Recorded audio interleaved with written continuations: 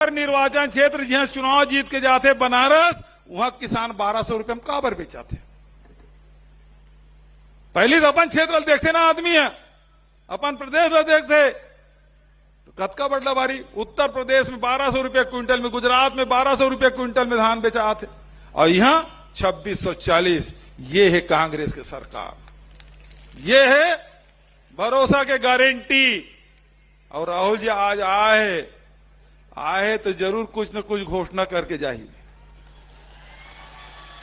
और बोला पूरा करे जिम्मेदारी हम। कुमारी शैलजा जी, भूपेश बघेल जी, टीएस सिंहदेव जी, दीपक बैद जी, चरणदास महंत जी, कांग्रेस पार्टी के हमारे सब कार्यकर्ता भाइयों और बहनों, प्रेस के हमारे मित्रों, आप सबका यहां बहुत बहुत स्वागत, नमस्कार।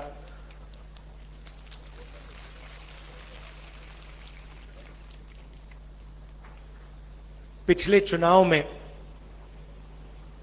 हमने आपसे 2-3 बड़े वायदे किए थे। किसानों को अपनी मेहनत का सही फल, उनका कर्जा माफी, बिजली बिल हाफ, ये वायदे हमने आपसे कही थे। और जब हम आपसे वायदे कर रहे थे तो हिंदुस्तान के प्रधानमंत्री और बीजेपी के बड़े बड़े नेता ऐसे स्टेज से हर रोज कह रहे थे कि ये वायदे पूरे नहीं हो सकते। और जैसे ही हमारी सरकार बनी, ऐसी मीटिंग में 5 साल पहले हमने कहा था, जैसे हमारी सरकार बनेगी, समय नहीं लगेगा, एकदम जो हमने वायदे किए हैं उनको हम पूरा करेंगे। और खुशी से मैं कहता हूं कि जिस काम को बीजेपी ने कहा था कि नहीं किया जा सकता, उस काम को हमने 2 घंटों में करके दिखा दिया पूरे प्रदेश को। 10,000 करोड़ रुपए किसानों का कर्जा माफ, बिजली बिल हाफ, किसान न्याय योजना, 23,000 करोड़ रुपए 26 लाख किसानों को, मजदूरों को 7,000 रुपए, 5 लाख मजदूरों को 7,000 रुपए हर साल, तकरीबन 760 करोड़ रुपए हमने दिए। देखिए, सरकार चलाने के 2 तरीके होते हैं।